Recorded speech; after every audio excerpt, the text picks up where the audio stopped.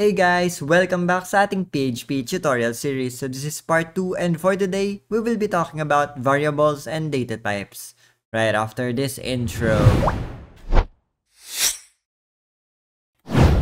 So guys, eto ang tutorial flow natin for today. So number 1, we're going to talk about variables, and then data types, and then concatenation, and then finally, we will be having our tutorial challenge. So without further ado, let's begin. So guys, to start, let's talk about variables. So more likely than not, alam nyo na kung ano si variables dahil nanggaling tayo sa JavaScript tutorial series. So dito sa PHP, it's the same. So variables are temporary containers na pwede maghawak ng different types of data katulad ng numbers, text, collections, objects, and etc. So sabi dito si variables daw, pinapangalanan yan natin para madali natin malagyan ng laman at mabasa kung ano yung laman. Ang tawag daw doon sa pangalan na yon ay identifier. Dahil si identifier guys, from the word it identifies kung anong variable yung tinutukoy nyo. So, yung identifier dapat unique yan. So, actually guys, meron tayong rules to follow when we are declaring a variable or when creating a variable. So, tingnan natin. So, sabi dito guys, si identifiers daw are variable name that has been set by the programmers. Meaning, tayo yung nagpapangalan sa kanila. And ito yung mga rules na kailangan natin sundin pagka papangalanan natin sila. So, number 1, yung identifiers natin, kailangan magsimula yan sa $sign. So, it's very strict. Magkakaroon ng error yung inyong PHP program pagka hindi nyo sinundan to. Okay, then number 2, the identifiers daw must not start with a number after the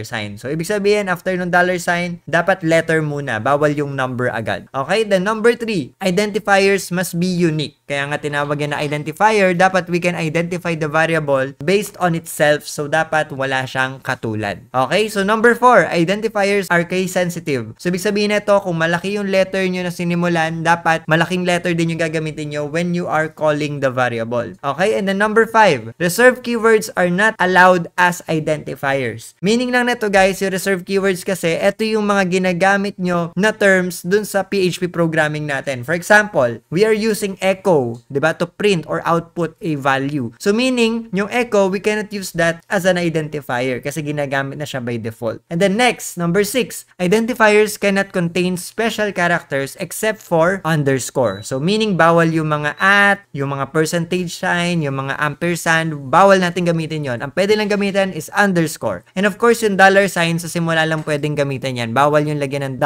$sign sa gitna ng inyong identifier. So I hope that's clear. So para mas maintindihan nyo, tingnan natin yung mga example ng valid tsaka invalid identifiers. So on our left side, ito yung mga tama. So makikita nyo, we can use the $X, $sign number, $sign name, $sign name underscore 1. So, it all adheres to the rule. Okay? So, pwede kayong gumamit ng kahit anong identifier basta nagre-represent ng pinaka-value na laman nito. For example, yung $sign name. Kaya siya pinangalanan ng $sign name dahil ang laman niya is pangalan. And then, ito namang $sign name underscore 1 is because ito yung pangalan natin na isa pa. Syempre, bawal kasi magkamukha kaya nilagyan natin ng underscore 1. Now, on the invalid identifiers, kung makikita nyo, tingnan natin kung bakit mga mali itong mga to. So, yung unang-una, bakit siya mali? So, number 1, wala siyang $sign. Okay, so bawal yon. And then, etong susunod, ano nangyari? Gumamit tayo nung reserved keyword. So, yung echo, bawal natin gamitin yan as identifier. So, mali din yan. And ito pangatlo, name. So, ano yung mali? Yung at natin, which is a special character. Bawal ang special character sa identifiers. Again, guys, ang spacing kasama din sa special character yon. So, bawal din ang space kung gumamit man kayo ng space. Then, etong susunod, yung pinakahuli, $1 underscore name. So, ano mali dito? Nagsimula tayo sa number after ng $sign. Bawal ang number after ng $sign. Dapat letter muna. So with that guys, I hope na naintindihan niyo yung mga rules natin when it comes to declaring variables and yung naming variables natin. Now, tingnan natin kung paano ba talaga mag-declare ng variables. So guys, when declaring variables, sabi dito, we should use the $sign at the beginning and then after nun, yung identifier na gusto natin and then yung initial value na gusto natin i-assign dun sa identifier na yon. So using the equals operator. So yung equals is the assignment operator. So, kung makikita nyo dito sa example natin, $sign X, yung X yun yung identifier natin, then equals 5 yung magiging value niya. So, meaning yung X na to, ang laman yung value right now is 5, and then semicolon sa dulo. And then, same, dito sa pangalawa, $sign Y, yung Y naman yung identifier, and then ang value niya is yung 12.5, and then semicolon. And then, finally, ito, $sign Z, Z naman yung identifier, and then hello world naman na text yung kanyang value. So, ngayon guys, guys, kung mapapansin nyo, iba-iba yung laman niya. Ito number to, ito decimal, then ito text yung laman niya. So, ang tawag dyan guys is data type. Si data type guys is the type of data na hawak ng variable natin. So, ito yung 8 types ng data dito sa PHP natin. So, as you can see, we have number 1, the string. Yan yung text natin. And then number 2, yung integer. Number yan. And then number 3, yung float. Yan yung decimal natin. 4, boolean. True or false yan. And then number 5, array. The 6, object. 7, null. And then number 8, resource. So, etong 4 na to na nasa left side, yan yung pinaka-main data types natin. And etong 4 dito sa kabila is yung mga special data types yan. So, tingnan natin yung itsura ng mga data types na yan. So, kung makikita nyo, ayan, so sinabi ko na din kanina, unang-una, we have the string. Ang laman yan dapat text. And then, dapat lagi yan nakapalibot sa double quotes. Kung makikita nyo, $name and then equals, double quotes, yung inyong text, and then double quotes ulit sa dulo. Okay? And then, next, integer naman. Of course, dapat si integer whole numbers lang yan. Bawal magkaroon ng decimal dyan. Kasi once na naging decimal yan, ang tawag na sa kanya ay float. So, kung makikita nyo dito sa number, ang laman natin is 5 na whole number, and then dito sa float natin, ang laman is 3.14, which is a decimal. And then, finally, we have the boolean. Ang boolean naman, ang laman lang yan is either true or false. Yun lang. So, for example, is coding is equals to false. Ang ginagamit lang niya is 1 or 0. So, pagka 1, true, pagka 0, false. So, ngayon guys, kung makikita nyo yung arrays, objects, null, and resources, special data types yan na magkakaroon ng sariling episode kasi nga, medyo complicated sila. So, guys, pumunta na tayo sa Visual Studio Code para ma-try natin mag-declare ng variables. So, guys, welcome sa ating VS Code. So, makikita nyo, we have the same setup. Sa left side, nandito yung PHP file natin. Sa right side, nandito yung magiging output natin. But before we start, let's open the SAMP first kasi kailangan nating start yung ating Apache. So, start nyo ulit yung Apache natin and then, kung naalala nyo, port 80 yung default. Kung pinalitan nyo yan and then make sure nakatama yung itatype nyo dun sa browser nyo later. And by the way, guys, baka kasi yung iba, ang tinry is ni-right-click tong PHP and then in-open in File Explorer and then tinry siyang buksan dito sa ating browser. Hindi gagana yan pagka binuksan nyo yung PHP file directly dun sa browser nyo. Ang sabi ko nga sa inyo, server-side rendering na ang ginagamit ng PHP so we cannot just open the file sa browser. But rather, kailangan nating i-type yung ating server. So, ang server natin nakabukas sa localhost and then tutuldok, nasa port 80 tayo. Depende yan kung nasa port yung inyo. So, yung sa akin kasi nasa port 80. Then slash, kung naalala nyo, gumawa tayo ng folder dun sa loob ng htdocs. And then sa akin, tingnan nyo, ang pangalan ng aking folder is example-project. Ito yun yung nasa taas na to. Ito. So, example-project. So, ang tatype ko dito is example-project. And kung naalala nyo, pinasure ko sa inyo na dapat index.php yung pangalan nung inyong file para diretso na pagka in-enter ko, mapupunta agad ako dun sa aking index.php na file. So, para mapatunayan natin yan, itry nating mag-echo dito. So, mag-echo tayo ng hello world, exclamation point, and the semicolon, save natin, and then we try to reload this, and makikita nyo, ayun, lumalabas na yung hello world natin. So, make sure na naka-index.php to. Sanayin nyo na yung sarili nyo na ino-open yung Apache and then nag-open ng browser na may localhost and then yung inyong folder para hindi na kayo malito every time na magkakaroon tayo ng tutorial. So, ngayon guys, itry na natin yung tinatawag nating variables. So, ngayon, again, nasabi ko kanina, we need the $sign. And then, for example, name, then equals yung gusto nyo maging value. So, since eto ay text or string, we need the double quotes. Then, for example, SDPT David and then semicolon. And then $name_1 is equals to SDPT alinear. And by the way, guys, pwede nyo gamitin yung single quotes actually. So, it's interchangeable. No? So, mamaya mapapakita ko sa inyo kung ano pinagkaiba ng double quotes sa single quotes. Ngayon guys, yung iba pa, so tingnan natin yung number, x is equals to 5, and then pwede ding $pi is equals to 3.14, and then $is tall is equals to false, and then $is short is equals to true, for example.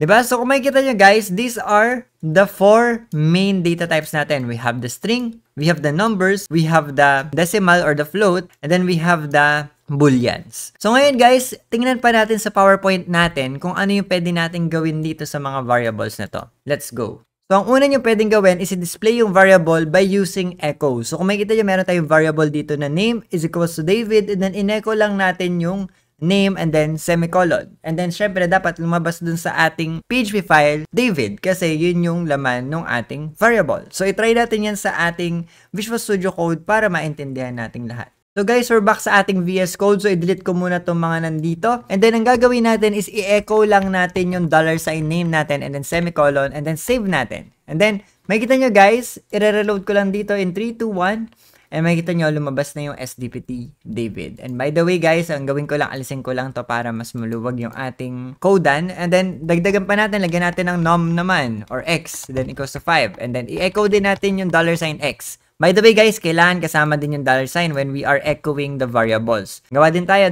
$sign pi is equals to 3.14 and then i-echo din natin yung pi na yan. Then semicolon. Save natin, then i-reload natin. Ayun, makikita nyo SDPT David and then yung 5 and then yung 3.14. And kung makikita nyo guys, hindi siya nag-new line dahil nga diba, ang sabi ko sa inyo, ang pwede nyo gawin is mag-echo kayo ng BR para mag-new line yung inyong mga variables. Save natin and then i-reload nyo. Ayun. So, gawa pa tayo ng isa, which is yung ating install, for example, then lagay natin true, then echo natin yung $sign install.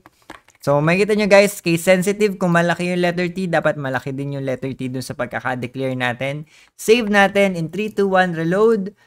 Ayun. So, makikita nyo, 1 yung lumabas. Diba, ang sabi ko kanina, 1 is true, 0 is false. So, once na pinalitan ko to ng false, and then sinave ko, and makikita nyo, pagka na-reload ko, walang lumabas. Kasi, that is 0. So, meaning ng 0 is wala din. So, walang lalabas. So, 1 is true, 0 is false. Okay? So, ngayon, balik na tayo sa ating PowerPoint para makita pa natin yung pwede nating gawin. So, guys, let's talk about var_dump naman. So, sabi dito, yung var_dump daw, it displays the variable's data type. So, tingnan natin kung paano siya ginagamit. So, makikita nyo, meron tayong age variable dito na nakalagay 18, and then tinry natin siyang i-var_dump. So, sa loob ng var_dump, may parenthesis, and then lalagay lang natin yung variable na gusto nating tingnan yung data type, and then ang lalabas dyan is kung ano man yung kanyang data type. So, tingnan natin yan sa ating VS Code para malaman natin kung paano siyang gumagana. Welcome back sa ating VS Code. So, kung makikita nyo, meron tayo ditong 4 na variables. I-try nating i-var_dump yung isa sa kanila. So, tatype ko dito, var_dump, and then ilagay muna natin yung $sign x, and then semicolon, save natin, and then try nating i-reload to in 3, 2, 1. And makikita nyo, ang nakalagay int, tapos parenthesis, then 5. Ibig sabihin lang neto, integer yung ating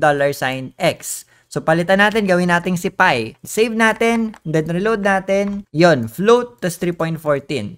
Try pa natin i-var_dump yung isa. $sign is tall. Save natin and then reload. Yun, boolean, tapos false yung kanyang naman. And then, yung sa name naman, save natin, and then reload ko to, ayun, string. Tapos may nakalagay na number, 10. Tsaka yung pangalan, yung laman, or yung value niya. So, makikita nyo, 10. Ano ibig sabihin ng 10? Kung ilan yung characters na laman. So, 1, 2, 3, 4, 5, 6, 7, 8, 9, 10. So, kaya 10 yung nakalagay dito. Kasama yung space when counting the characters. So, ngayon guys, meron din ditong tricks na pwede nyong gawin. Lagyan nyo na lang ng comma and then ilagay nyo dito yung mga variables nyo. So, $sign x, $sign pi, $sign install. So, separated by comma lang siya. So, pagka sinave nyo to, and then reload nyo, makikita nyo, makukuha nyo lahat ng mga data type nila. So, yan. Ito yung string, ito yung integer, ito yung float, and then ayun yung boolean natin. So, with that, balik na tayo sa ating PowerPoint and tingnan pa natin yung pwede natin gawin sa variables. Let's go! So guys, let's talk about concatenation. So sabi dito, si concatenation daw is joining two or more strings together. So kung makikita nyo dito, for example, si hello tsaka world, we are concatenating them by using the period. So hello, tapos dot world. So magdidikit yung dalawa na yan, magiging hello world. For example, itong pangalawa, answer tapos dot 12. So magdidikit yung dalawa na yan at magiging answer 12. And then ito naman, pi 3.14. So sabi dito, concatenating strings with other data types will automatically convert them into their string counterparts. So meaning, for example, si answer tsaka si 12 pinagsama, magiging string na din si 12 at hindi siya magiging integer. Okay? So mako-convert sila automatically. So tingnan natin yung ating example dito. So for example, sabi dito, we can actually use variables and concatenate them. So makikita dito, $sign name is equals to David. And then echo, hi, comma, and then dot, tas yung $sign name. So ang mangyayari dyan, lalabas, hi, David. So we are concatenating strings together. So punta na tayo guys sa VS Code at itry natin to. Let's go. So guys, i-try natin yung concatenation sa ating VS Code. So makikita nyo dito, i-echo lang natin yung hi, and then comma, and then space. Kailangan yung space para may space din dun sa madi-display. And then concatenate natin ngayon yung ating name. So kahit walang space to okay lang, wala namang problema. Nilalagyan lang natin ng space para maganda lang tingnan. So save natin to, and then ang lalabas dito of course is hi, comma, and then space, yung pangalan natin, which is David yung nilagay ko dito. Save natin and then i-reload. Yan, nalabas, hi, David. Ngayon guys, ano pa pwede natin gawin dito sa concatenation? So for example, yung David na name natin, gusto ko nakapalibot sa isang heading na tag. So ang gagawin ko, ang i-concatenate ko dito is yung h1 na opening tag. So i-concatenate ko yung name, and then i-concatenate ko ulit sa dulo niya yung closing tag naman ng h1. So ano nangyari dito? So opening tag and then closing tag, nakapalibot yung ating name. So David yung nakalagay dyan. Kaya pag sinave ko at nireload ko, yung David natin is naka h1. And then I can even change this to alinear and then save it. Makikita nyo, alinear na yung laman. Pero naka h1 pa rin siya. So you can even use elements para i-concatenate dun sa ating string. So ngayon guys, ano pa pwede natin gawin? For example, gusto ko isang buong sentence. So gawin natin h3 na lang muna to. And then lagay natin, hi, my name is, then space, yung pangalan natin. So hi, my name is Alinear right now. So by the way guys, nilagyan ko talaga ng space dito kasi once na inalis ko yan, itry natin nang wala yung space. Save ko, reload ko, lalabas, hi, my name is Alinear nang nakadikit yung S. So, lagyan natin ng space after nung S nung is. Ito niya may space dyan. And then, save ko. Reload ko. Ayan, mas maganda siyang tingnan ngayon. So, lagyan pa natin ng isa. Lagyan natin ng age. And then, equals 12, for example. Save. And then, lagyan natin dito, echo.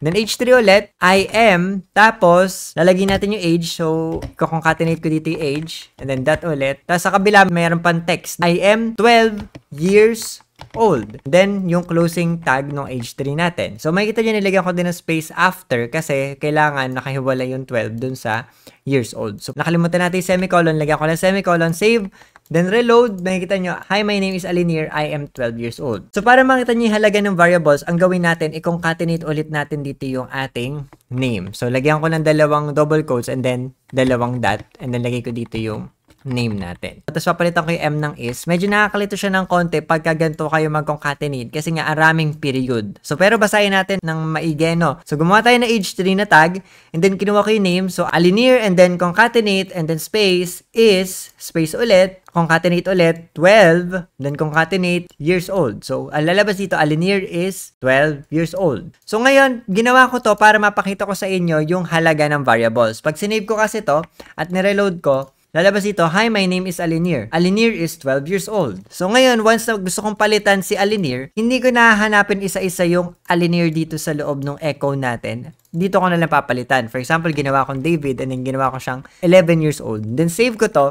And then pagka nireload ko to, makita nyo, parehong Alinear na to, mababago na agad. So, hi, my name is David. David is 11 years old. So, ganun lang kadali. So, I know na medyo nakakalito tong pagkakoncatenate natin dito dahil puro period ang gamit natin. Ngayon guys, meron ako ituturo sa inyo na mas madaling way para makapag-concatenate. So, balik tayo sa VS Code para mapag-aralan yun. So guys, let's talk about yung easier way to concatenate using PHP. So kung makikita nyo, to concatenate, we can concatenate variables directly inside the double quotes. So makikita nyo, $name is equals to David, and then hi, comma, and then directly lang nilagay yung ating variable sa loob ng string. Pwede yon. Pero sabi dito, make sure na gumagamit tayo ng double quotes instead of single quotes. Papakita ko sa inyo kung bakit. So pumunta tayo sa ating VS Code at itry to. So guys, welcome back sa ating VS Code. So ititira ko to para makita nyo kung ganong kadali yung isang way natin ng concatenate. So, gagawin ko to, no? So, e-echo ko. Echo, and then H3, hi, my name is, so, ang lalabas dito is David, so, $sign name yung ilalagay ko, and then yung closing tag ng H3 natin. So, ganyan lang kadali ngayon. Hindi na kailangan ng period na concatenation, hindi nyo na ngayon kakapain kung saan dapat may period at wala. Then, semicolon, and then, yung pangalawang line natin, echo, H3, tapos yung name natin, and then is, tapos yung age natin, years old. Then, yung closing tag ng H3 natin. So, ngayon, mas madali siyang basahin. Hi, my name is David. David is 11 years old. Mas madali din siyang i-code versus dito sa ginawa nating isa. Pero kung makikita nyo, pag sinave ko yan at nireload ko dito, same output lang naman siya. Pero mas easier yung isa. So, tinuro ko lang tong isang way na to kasi baka makakita kayo ng example sa internet or sa ibang mga code na gumagamit ng period. Pero you can actually concatenate directly. Now,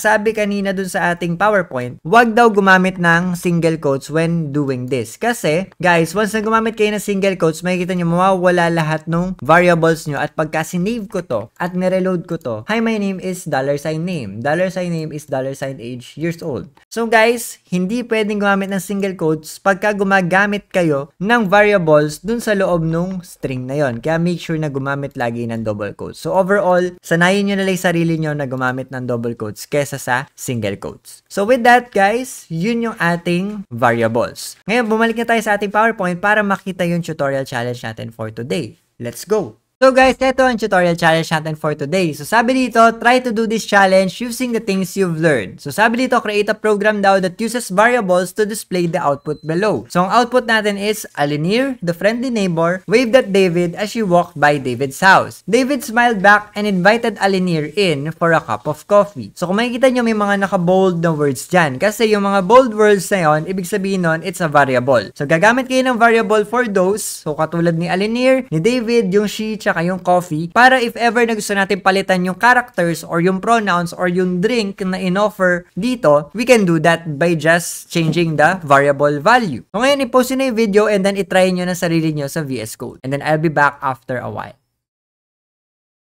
Nagawa nyo ba? If yes, then very good. Naintindihan nyo na kung paano gamitin yung variables. Pero kung hindi naman, don't worry, we'll try it together sa ating VS Code. So let's try to do our tutorial challenge. So guys, itry na natin yung tutorial challenge natin sa VS Code. So makikita nyo guys, may kopya ako ng paragraph na ginagamit natin doon sa ating tutorial challenge. And then andito yung PHP snippet natin. So kasi guys, kaya ako kumuha ng kopya para hindi na ako alt-tab ng alt-tab. So what I'm going to do is use the echo.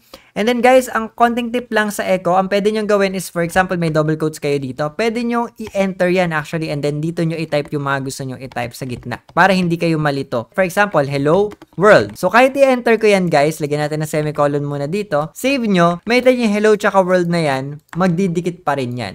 Dahil nga, sabi ko nga sa inyo, hanggat walang break tag yan, hindi yan mapupunta sa ilalim. So, what we can do is take advantage of that para maging readable yung mga text natin. So, ang gagawin ko na lang guys is kaka-copy-paste ko na lang to para hindi ko na i-type. And then, makita nyo, ayan na. So, lalabas na dito yung Alinir. Then, pantay ko lang siguro dito yung ating mga text para readable siya. Save ko to and then i-reload ko. Makita nyo, yan yung itsura niya ngayon. Alinir, the friendly neighbor, blah, blah, blah. And then, yan na yung buong paragraph natin. Ngayon, etong mga Alinir, David, yung she, tsaka yung coffee, those are variables. Kaya ngayon, magde-declare tayo ng variables para sa kanila. So, for example, dito, ang gagawin natin, gagawa tayo ng $sign, name1, and then equals Alinir. So, actually, i-tab ko to para nandyan. Ito man, ipapantay ko dun sa ating name1. Then, semicolon, and then $sign name2, which is si David naman. So, scroll down ko na lang to para maging readable sa ating lahat. And then, yung ating pronoun, lalagyan ko ng 1 kasi para kay Alinir yung pronoun 1 na to, etong she. So, kay Alinir yun. So, lalagay ko dito she. And then, finally, yung ating drink. So, lalagay ko dito drink. Then, equals coffee yung default natin. So, save natin to. Ngayon, guys, ang gagawin ko, i-replace ko lahat nung paulit-ulit katulad nung Alinir nung ating variable na lang. So, $sign, name1, and then copy ko to, lahat ng Alinir papalitan ko. Ngayon, lahat ng David din, papalitan ko naman nung name2. So, gagawin ko yan, name2, name2, kalimutan ko yung $sign, copy natin, name2, then name2. And then yung pronoun, $sign, pronoun 1, kasi yung she. And then finally, yung drink natin, which is yung nasa dulo, yung cup of coffee.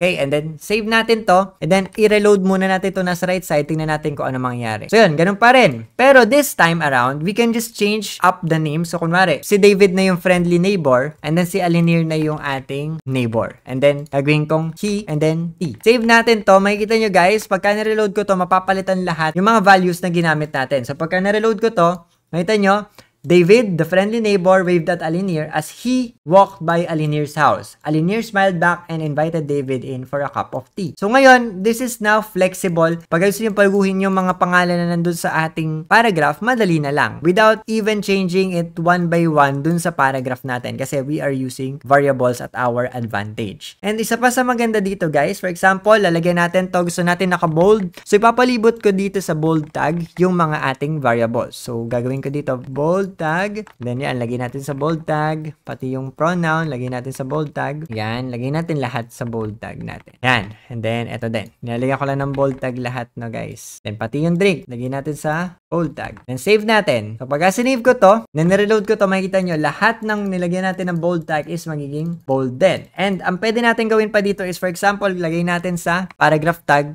tong buong element na to. And then save natin and then reload. Of course, walang mangyaring iba dyan. Pero ngayon, nakapalibot na sa paragraph tag to. So this is an official paragraph tag na. So pagka ni-right click ko at in-inspect ko yan, makikita nyo guys na naka-paragraph tag yung ating David, plus yung iba't ibang mga text dyan sa loob. So with that guys, that's how we can use variables at our advantage. And isa pa sa mga gusto ko ituro sa inyo, dahil top-down approach ang PHP natin. For example, dito is in-echo natin yung name1 at pinalitan natin bigla ng laman yung name1 dito at ginawa nating alinear at in-echo ulit natin yung name1. Siyempre, dito sa unang echo, ang lalabas dyan is David, and then sa pangalawang echo na natin, magiging alinear na kasi pinalitan natin or nire-assign natin yung laman nung variable natin na David nung una, ginawa nyong alinear. So pagka sinave ko to at nireload ko to, makita nyo, David alinear na yung lalabas. Kasi ito yung unang echo, ito yung pangalawang echo natin. With that, naka-top down approach to. So kung sino yung nasa taas, yun yung mauuna, nasa pinakailalim, yun yung mauhuli. So kung binago natin bigla dito yung value nung ating variable, syempre mababago yung mga kasunod niya. So after nung line 19, lahat ng gagamit ng name1, alinear na ngayon yung value. Pero dito from line 16 to line 18, ang value ng name1 is David. So, tandaan yun lagi. So, kaya wag nyong i-reuse yung pangalan ng inyong variable if you want it to become unique. No? So, kung may name1 na, wag na magpangalan ng name1 unless gusto nyo talagang baguhin yung value ni name1. Okay? So, with that guys, yun lang yung pag-aaralan natin ngayon sa second episode ng ating PHP. I hope na marami kayo natutunan. So, yun lang. Thank you guys for watching this video. And as always, I will see you in the next video. Goodbye!